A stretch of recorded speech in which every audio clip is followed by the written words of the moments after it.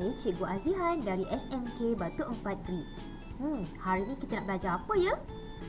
Murid-murid, hari ni kita nak belajar mengenai aplikasi nanoteknologi dalam industri. Okey, di bawah tema kimia, konsumer dan industri. Anda sudah bersedia? Jom ikut cikgu. Murid-murid, pernahkah anda melihat ataupun menggunakan alat ini? Di sebelah kiri cikgu adalah penapis air. Dan di sebelah kanan pula ialah pelindung cahaya matahari ataupun kita panggil dia sunblock. Tapi kan murid-murid, pernah tak awak terfikir bagaimana air pahit daripada rumah kamu tu kamu boleh terus minum tanpa perlu dimasak, hanya menggunakan penapis air? Bagaimana ya? Dan pernah tak terfikir bagaimana sunblock ni boleh melindungi kulit kita daripada sinaran matahari? Bagaimana?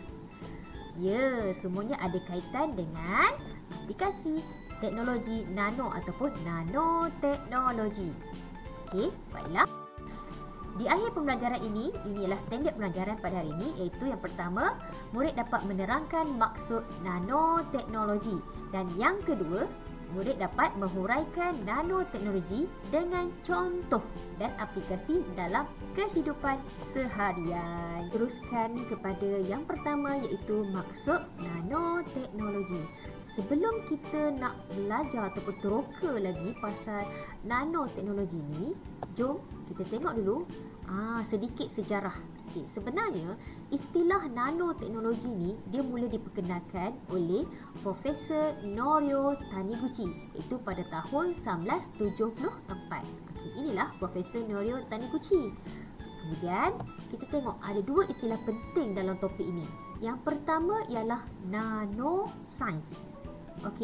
Apa itu nanoscience? Nanoscience ialah kajian pengolahan bahan-bahan pada skala nano. Iaitu antara 1 nanometer hingga 100 nanometer. Kajian pengolahan bahan-bahan pada skala nano. Kalau kita belajar fizik kan, ada giga mega kan. Kalau nano tu 10 kuasa negatif 9 kan. Maksudnya kita ada 0.0000, ada 9 kosong tu 1. Kecil kan? Kecil, sangat kecil. So nano ni sangat kecil. Manakala nanoteknologi pula iaitu pembangunan bahan. Istilah bahan ataupun peranti ataupun alat dengan kita manfaatkan ciri-ciri zarah nano tadi. Zarah nano ni sangat kecil. So nanoteknologi ni maksudnya kita bangunkan satu alat ataupun peranti dengan adanya ciri-ciri zarah nano ni. Pernah tak kamu mendengar perkataan nano? Nano. Sebenarnya berapa saiz nano ni ya? Jom cikgu tunjuk dulu. Macam mana nak bandingkan? Contohnya lah, cikgu ada seekor kumbang. Cikgu ada kumbang. Kenapa? Kalau kita bandingkan dengan saiz paku tekan. Ni kumbang dan ini saiz paku tekan. Katakanlah cikgu nak zoom ni. Cikgu ada mikroskop elektron imbasan. Cikgu ada mikroskop elektron. So cikgu nak zoom kaki kumbang tadi. Cikgu nak zoomkan kaki kumbang ni sampai sekecil-kecil berapa saiz kaki kumbang, zarah pada kaki kumbang ni yang dapat cikgu perhatikan menggunakan mikroskop elektron. Yang menggunakan dengan 300 mikrometer. Nampak? Titik-titik sampailah 1 mikrometer. Nampak saiz dia? Daripada 300 kaki dia sampailah saiz 1 mikrometer. Nampak Dan kalau 1 mikrometer pun bukan lagi saiz nano. So saiz nano ni berapa ya?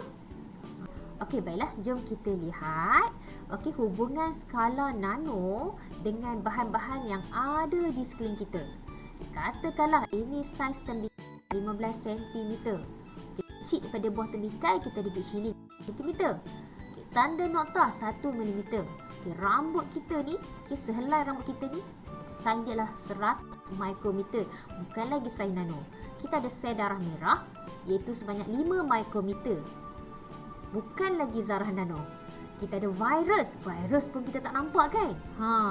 Iaitu saiz dia 1 mikrometer.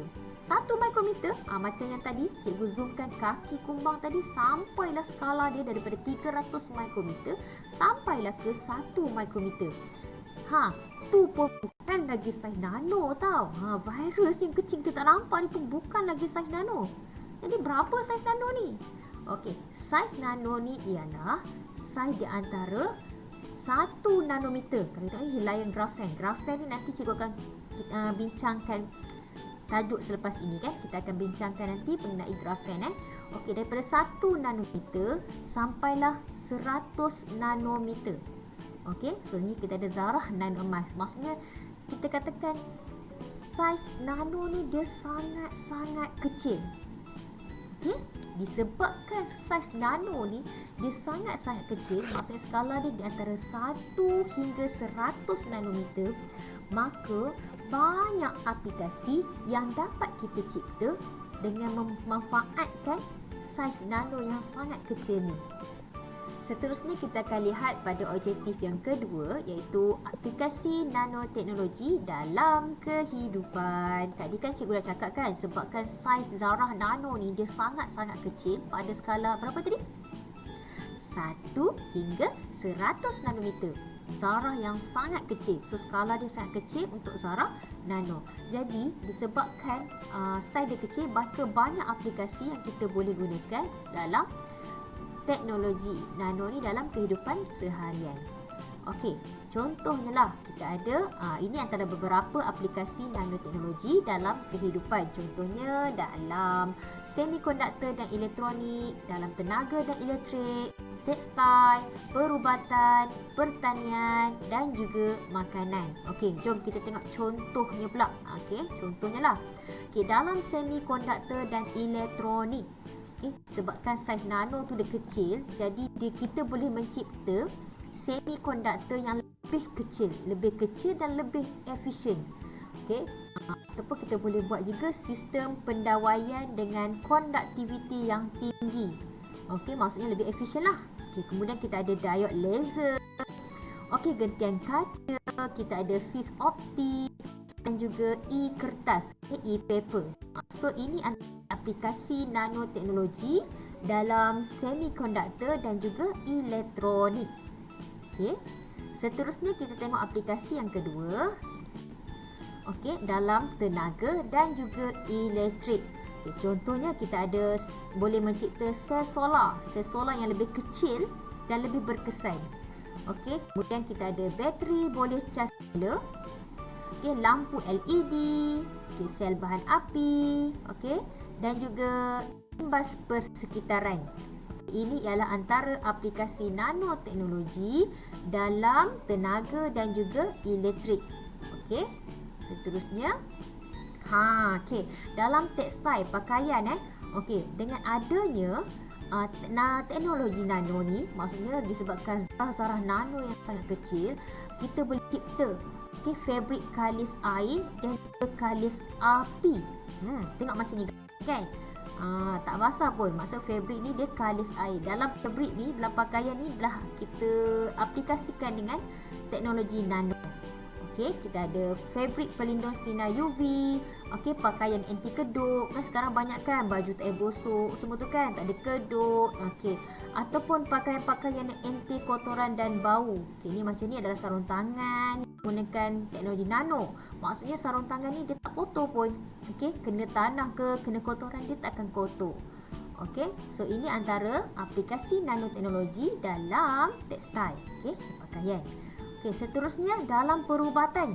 Okey, dalam perubatan juga banyak disebabkan saiz nano yang sangat kecil, jadi kita banyak gunakan peranti ujian, okey, pembuatan sistem penyampaian ubat, okey, pengimesan perubatan MRI dan juga ejen terapi barah. Okey, disebabkan saiz nano yang sangat kecil, jadi kita aplikasikan dalam perubatan.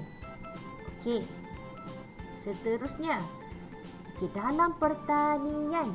Dalam pertanian pun banyak aplikasi nanoteknologi yang telah terhasil untuk sektor pertanian.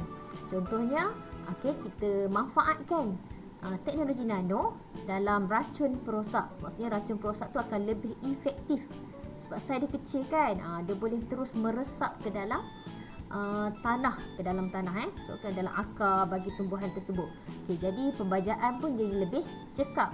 Okey, kawalan pintar perosak dan juga pertanian lestari. Okey, maksudnya dengan memanfaatkan teknologi nano tu, contoh kita baja nanoteknologi lah contohlah kan. Okay, so dengan disebabkan saiz zarah nano tu sangat kecil, jadi masa untuk kadar penyerapan baja tadi ke dalam akar tumbuhan tadi berlaku dengan sangat cepat. Okay, so bila cepat tu maksudnya lagi efisien lah pertanian tu. Itulah maksudnya sebab dia sangat-sangat kecil. Okay. Seterusnya kita tengok dalam makanan pun ada dalam makanan pun ada aplikasi nanoteknologi. Contohnya dalam bahan tambah makanan, dalam pembungkusan makanan antimikrob. Okey, so pengimbas hayat simpanan. So ini antara aplikasi nanoteknologi dalam pemakanan ataupun dalam makanan. Tadi cikgu ada sebut kan pasal grafen kan. So apa itu grafen? Okey, grafen ni sebenarnya bahan daripada karbon.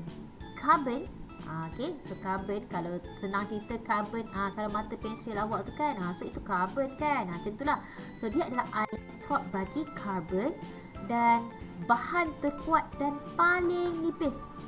Okey, so saiz grafen ialah saiz skala nano lah, iaitu saiz yang sangat kecil, iaitu bersaiz 0.1 nanometer. Sangat-sangat kecil. So bila dia sangat kecil, konseplah kalau semakin kecil saiz dia, maksudnya dia ada luas permukaan yang lebih besar.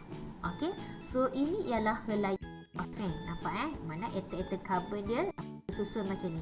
So ada ikatan kovalen kat sini kan. So ini adalah helaian bagi grafen. Okey, ada struktur bagi atom-atom karbon yang nampak lebih tersusun. Okey, ini pula ialah susunan helaian grafen dalam grafit. Okey, so inilah helaian grafen. Okey, kita tengok seterusnya. Okey, grafen ni dapat menghasilkan pelbagai bahan lain termasuklah grafit. Okey, grafit tadi grafit. Okey, dan juga tube karbon nano. So ini adalah tube karbon nano dan juga berbola fullerena. Okey, so grafen dia menghasilkan pelbagai bahan lain seperti grafit, tube karbon nano dan juga berbola fullerena. Jom kita tengok pula apa sifat fizik bagi grafen. So tadi cikgu cakap grafen memang sangat kecil, sangat nipis, sangat kuat. So apa sifat fizik dia? Samalah. So sifat fizik yang pertama itu kuat dan juga keras. So grafen dia kuat dan juga keras. Okey. Walaupun dia kecil tapi dia kuat dan keras. Okey, satu lagi sifat dia adalah Leucina. Okey, Leucina. Okey. Dia juga bersifat kenyal. Okey, grafen juga bersifat kenyal. Okey, grafen juga ialah konduktor haba dan elektrik yang baik. Okey, dia tidak telap dan juga mempunyai rintangan elektrik yang sangat rendah. Okey, inilah sifat fizik bagi grafen. Okey, jom kita tengok itu sifat kimia bagi grafen. Okey, so kita tahu grafen ialah elektrod bagi karbon. So dia adalah elektrod karbon yang paling reaktif, yang mana ia terbakar pada suhu yang sangat rendah. Okey, dia terbakar pada suhu yang sangat rendah. Maksudnya dia sangat reaktif lah.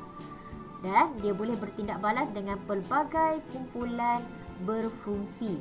Okay, sebenarnya tindak balas kimia grafen ini sebenarnya masih lagi dikaji oleh penyelidik secara terperinci sebab penemuan dan pengasingan grafen ni dia masih lagi baru. Okey, tapi ada dah beberapa sebatian yang berjaya terhasilkan seperti grafen oksida yang kita gunakan sebagai mangkin. Okey, so ini adalah sifat kimia bagi grafen. Tadi cikgu dah ceritakan mengenai sifat fizik dan juga sifat kimia bagi grafen. Okey, so disebabkan penemuan grafen ni, dia telah membuka satu lembaran baru dalam bidang nanoteknologi ni.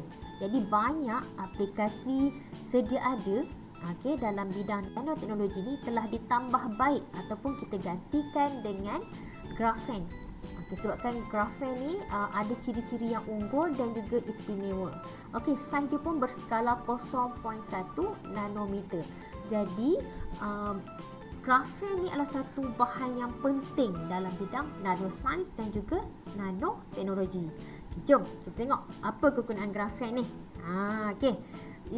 Dalam bidang elektronik, sebagai elektronik, dalam sensor, dalam bioperubatan, polimer komposit, sebagai membran dan juga tenaga. Dalam kosmetik juga pun ada banyak kegunaan grafen. Kita tengok gambar dulu yang pertama, kegunaan dalam bidang semikonduktor atau elektronik. Disebabkan susunan atom karbon dalam grafen ni, susunan dia tadi kan, dia menjadikan semikonduktor ataupun konduktor ni adalah bersifat yang lebih unggul. Maksudnya lagi berkesan lah. Yang kedua, sebagai sensor. Disebabkan grafen tadi, saiz dia kan tadi skala dia pun kecil kan. Saiz dia adalah sebanyak 0.1 nanometer. Disebabkan saiz dia kecil, maka dia ada luas permukaan yang tinggi. Jadi dia sesuai dijadikan sebagai sensor. Sensor. Yang ketiga, dalam bidang bioperubatan. Contohnya kita gunakan sebagai sistem penyampaian ubat. Contohnya kita sediakan pembawa ubat. Disebabkan saiz kecil, jadi ubat ni mudah untuk meresap ke dalam kapilari darah. Kapilari darah pesakit. Jadi cepatlah proses tu. Ubat tu dapat dipindahkan ataupun dimasukkan ke dalam kapilari darah pesakit tu dengan lebih cepat. So maksudnya lebih efisien lah. Jadi sesuai digunakan dalam bioperubatan. Dalam komposit dan juga polimer juga ada menggunakan grafen. Disebabkan grafen tadi kan sifat fizik kan kuat, keras, kenyal, tahan rintangan. Jadi kekuatan mekanikal yang tinggi pada grafen ni dapat menjadikan grafen ni satu bahan yang sangat sesuai sebagai bahan komposit polimer. Tadi kan cikgu tanya mula-mula tadi kan, bagaimana air yang daripada air pipe kita kat rumah kita tu boleh terus diminum tanpa perlu dimasak, hanya menggunakan penapis air. Disebabkan adanya membran. Dalam penapis air ni dia dah pasang ada membran. Membran ni maksudnya yang ada grafen ataupun maksudnya dah aplikasikan teknologi nano lah. Kita gunakan dalam penulisan air. Jadi maksudnya membran tadi dia menapis, maksudnya hanya menapis molekul air saja. Dia hanya tapis molekul air sahaja yang dapat mengalir melaluinya. Semua bendasir, benda-benda lain tu akan dapat ditapis. Yang hanya boleh lalu adalah air sahaja, molekul air sahaja. Jadi air tadi yang tersebut tadi selamat diminum. Maksudnya klorin ke bendasir lain ke dapat ditapis. Hanya air yang betul-betul air lah. Yang air tu selamat diminum oleh kita tanpa perlu dimasak sebab adanya membran kat situ. Itu contoh dalam penapis air lah. So lain kita boleh gunakan sebagai pemisah air daripada campuran gas dan sebagainya. Satu lagi kegunaan grafen ialah dalam tenaga. Tenaga sebagai contohnya bateri. Bateri yang lebih tahan lama, yang lebih kuat. Dapat dicipta dengan mengaplikasikan ataupun menggunakan grafen. Nampaknya kita dah habis dah mengenai topik pembelajaran kita pada hari ini, iaitu aplikasi nanoteknologi dalam industri. Jadi, apa kata jom kita buat soalan uji minda supaya dapat meningkatkan lagi kefahaman mengenai topik pada hari ini. Jom kita jawab soalan yang pertama. Yang manakah menunjukkan sifat fizik grafen yang betul? Okey, ingat lagi tak? Apa sifat fizik grafen? Kuat dan keras. Okey, betul. Nombor 1 betul. Yang kedua, loop sinar. Betul. Okey, sifat fizik grafen ialah loop sinar. Yang ketiga, rintangan elektrik yang tinggi. Salah ini. Okey, bukan tinggi. Sepatutnya rintangan elektrik yang rendah. Okey. Yang keempat, okey, telap. Salah. Okey, sifat fizik grafen ialah bersifat tidak telap. Maka jawapannya ialah 1 dan 2. So jawapannya ialah A. Okey, jawapannya ialah A ya. Okey, soalan yang kedua. Okey, soalan kedua. Pelembap muka yang dikeluarkan oleh sebuah syarikat A lebih mahal dan lebih efektif daripada pelembap muka yang dikeluarkan oleh syarikat B. Mengapakah pelembap muka syarikat A lebih mahal? Okey, kita tengok pilihan jawapan. Yang pertama, A, tahan lama. Betul ke? Salah kan? Yang kedua, B, diperbuat daripada bahan organik. Okey, C, mengandungi gliserin yang dapat mengekalkan kelembapan. Dan D, menggunakan bahan nano yang dapat menembusi kulit dengan lebih baik. Okey, jawapannya ialah D, menggunakan bahan nano yang dapat menembusi kulit dengan lebih baik. Okey, sebab itulah pelembap muka yang dikeluarkan oleh syarikat A lebih mahal dan lebih efektif. Keyword kat sini, lebih efektif. So, maksudnya dia ada bahan nano dalam pelembap muka yang dikeluarkan. Okey, kita tengok soalan yang ketiga, soalan esei. Okey, teknologi nano merupakan satu teknologi yang kini sedang berkembang dan turut diaplikasikan dalam bidang kosmetik. Okay. Berdasarkan pernyataan tersebut, jelaskan bagaimana keberkesanan bahan kosmetik yang mempunyai teknologi nano kepada pengguna. Okey, so soalan ni adalah 3 markah. Maksudnya awak kena bagi 3 point. Okey, 3 markah, 3 point. Jadi, apa jawapan dia? Okey, so ini ialah jawapan bagi soalan esei ini. Okay. Yang pertama, saiz zarah nano adalah terlampau kecil. Okay, itu poin yang pertama. 1 markah. Poin kedua, mempunyai kebolehan untuk menembusi kulit dengan lebih mudah dan banyak. Okay, dia ada kebolehan untuk menembusi kulit dengan lebih mudah sebabkan saiz zarah nano tadi terlampau kecil. So, bila terlampau kecil, dia mudah untuk meresap ke dalam kulit dengan lebih mudah. Dan yang poin ketiga, bahan kosmetik dapat bertindak pada kulit dengan lebih berkesan. Keyword dia berkesan. So, ini adalah 3 poin untuk jawapan bagi soalan tadi. Okey, itu sahaja daripada saya, Cikgu Azihan. Semoga bermanfaat untuk video ini. Okey, terima kasih. Chemistry is awesome. Assalamualaikum. Bye.